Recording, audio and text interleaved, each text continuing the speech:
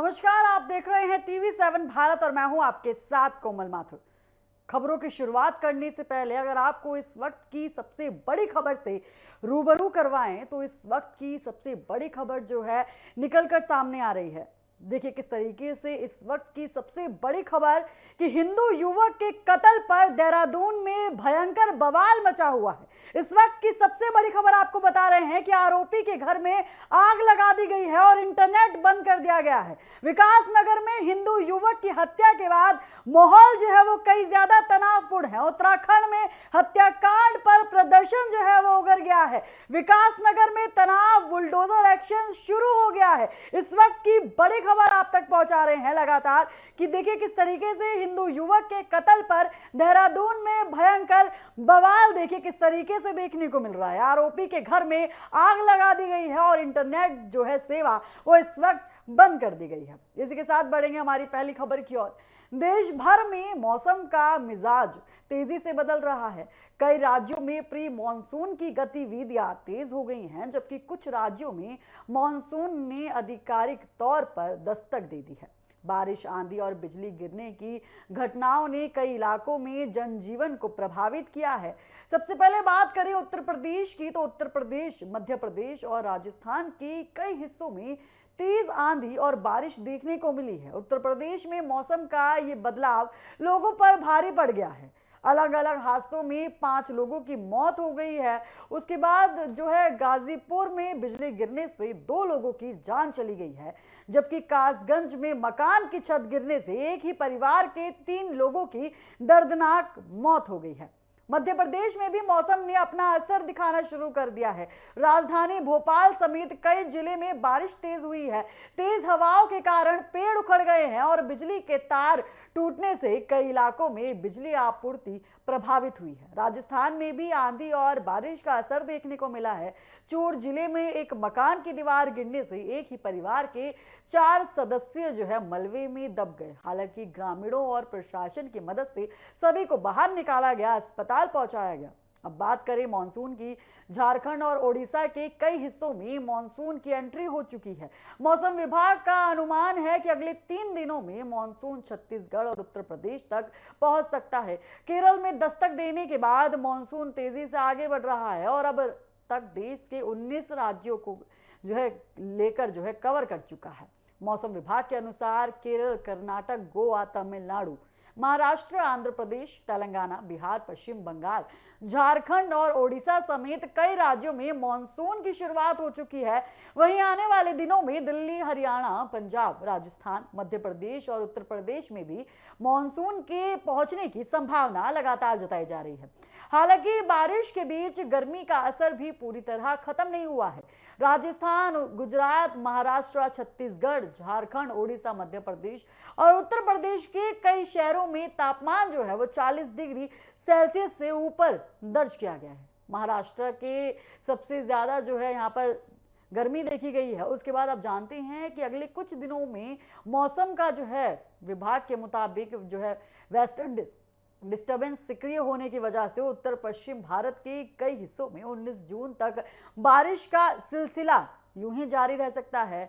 जम्मू कश्मीर, लद्दाख, उत्तराखंड और हिमाचल प्रदेश में बारिश और तेज हवाओं की संभावना लगातार जताई जा रही है। वहीं दिल्ली, हरियाणा, पंजाब और पश्चिम उत्तर प्रदेश में भी रुक रुक कर बारिश हो सकती है। इसी के साथ ही आंधी और बिजली गिरने की चेतावनी भी जारी की गई है। लोगों को खराब मौसम के दौरान सुरक्षित स्थानों पर रहने और सतर्क जो है बरतने का यहाँ पर जो है फैसला लिया गया है। उसके बाद फिलहाल देश के कई राज्यों में मौसम तेजी से करवट ले रहा है। कहीं बारिश राहत दे रही है तो कहीं आंधी और बिजली लोगों के लिए मुसीबत बन रही है। ऐसे में मौसम विभाग की चेतावनियों पर ध्यान देना बेहद जरूरी है। इसी के साथ बढ़ेंगे हमारी अगली खबर की ओर। महाराष्ट्र की राजनीति में एक बार फिर सियासी हलचल तेज हो गई है।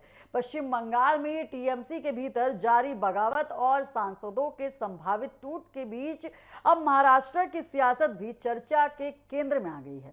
पिछले कुछ दिनों से लगातार ऐसी अटकलें लगाई जा रही थी कि उद्धव ठाकरे की शिवसेना के कुछ सांसद एकनाथ शिंदे के नेतृत्व वाली शिवसेना का दामन थाम सकते हैं। इन चर्चाओं ने महाराष्ट्र के राजनीतिक गलियारों में हलचल बढ़ा दी है। हालांकि अब सिंधु गुट ने इन तमाम दावों पर अटकलों को पूरी तरह खारिज कर दिया है। शिवसेना के प्रमुख प्रवक्ता राजू वाघमारे ने साफ शब्दों में कहा है कि उद्धव ठाकरे गुट के सांसदों को अपनी पार्टी में शामिल करने की कोई योजना नहीं है। उन्होंने कहा है कि मीडिया और राजनीतिक हलकों में जिस कथित ऑपरेशन टाइगर की चर्चा हो रही है उसका वास्तविकता से कोई संबंध नहीं है। वाघमारे ने कहा है कि मुख्यमंत्री और शिवसेना प्रमुख एकनाथ शिंदे पहले ही स्पष्ट कर चुके हैं कि ऐसे कोई अभियान ना चलाया जाए और ना ही पार्टी उनके इसमें रुचि रखती है।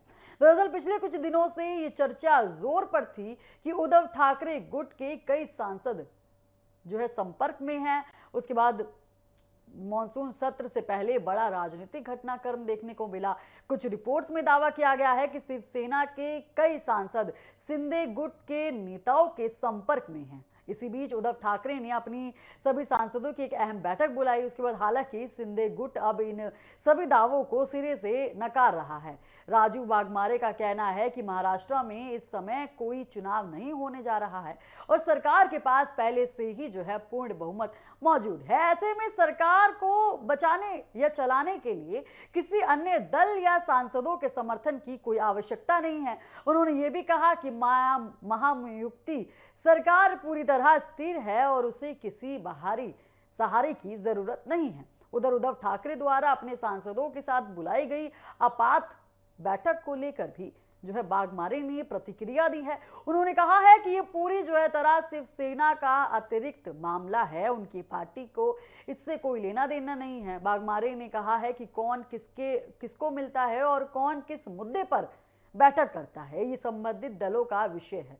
उनकी पार्टी का पूरा ध्यान जनता के जनादेश और विकास कार्यों पर केंद्रित है। राजनीतिक जानकारों का मानना है कि पश्चिम बंगाल में टीएमसी के भीतर जारी उथल पुथल के बीच महाराष्ट्र को लेकर भी कई तरह की संभावनाएं व्यक्त की जा रही थी। कुछ रिपोर्ट्स में दावा किया गया है कि राष्ट्रीय जनहित में गठबंधन यानी एनडीए अपनी सहयोगी दलों और सांसदों की संख्या बढ़ाने की रणनीति पर काम कर रहा है और इसी वजह से महाराष्ट्र में भी संभावित टूट की चर्चाएं वो तेज हो गई हैं। फिलहाल शिंदे गुट के ताजा बयान के बाद ये संदेश देने की कोशिश की जा रही है कि महाराष्ट्र सरकार पूरी तरह स्थिर है और किसी तरह की तोड़फोड़ की राजनीति में उसकी कोई दिलचस्पी वो नहीं है। हालांकि राजनीतिक गलियारों में चर्चाओं का दौर अभी भी जारी है और सभी की निगाहें उद्धव ठाकरे की बैठक पर टिकी हुई है। वहीं दूसरी ओर पश्चिम बंगाल में टीएमसी के बागी सांसदों को लेकर भी स्थिति अब पूरी तरह यहाँ पर साफ नहीं हुई है। अब देखना ये दिलचस्प होगा कि भाजपा में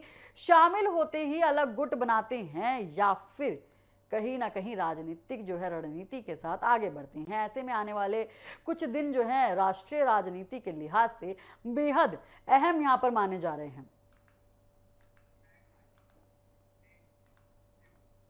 इसी के साथ बढ़ेंगे हमारी अगली खबर की ओर। उत्तर प्रदेश की राजनीति में 2027 विधानसभा चुनाव को लेकर समाजवादी पार्टी ने अभी से ही पूरी ताकत झोंक दी है। सपा अध्यक्ष अखिलेश यादव चुनावी तैयारियों को लेकर लगातार सक्रिय हैं और पार्टी संगठन को बूथ स्तर तक मजबूत करने की तैयारी में जुट गए हैं। पार्टी मुख्यालय का माहौल इन दिनों पूरी तरह चुनावी रंग में बदला हुआ है और कहीं ना कहीं लगातार बैठकों का दौर जारी है। अखिलेश यादव खुद कार्यकर्ताओं और नेताओं के साथ बैठक कर रहे हैं और उन्हें आगामी चुनाव के लिए रणनीतिक रूप से तैयार कर रहे हैं। समाजवादी पार्टी के भीतर साफ संदेश दिया जा रहा है कि 2027 का विधानसभा चुनाव पार्टी के लिए करो या मरो की लड़ाई है। इससे पहले भी अखिलेश यादव सार्वजनिक रूप से ये कह चुके हैं कि ये चुनाव केवल सत्ता परिवर्तन का नहीं बल्कि लोकतंत्र और संविधान की रक्षा का चुनाव होगा।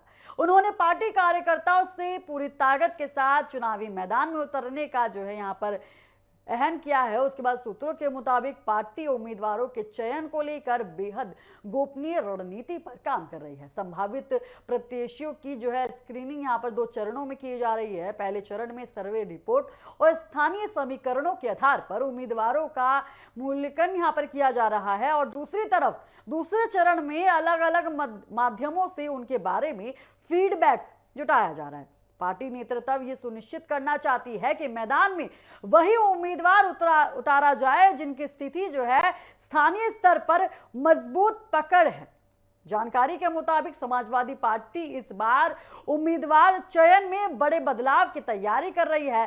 लोकसभा चुनाव में मिले अनुभव के आधार पर युवा और प्रोफेशनल चेहरों को ज्यादा मौका देने पर विचार किया जा रहा है। वहीं कई बार चुनावी हार नेताओं की जगह नए चेहरों को मैदान में उतारने की रणनीति पर भी चर्चा जो है वो चलती है।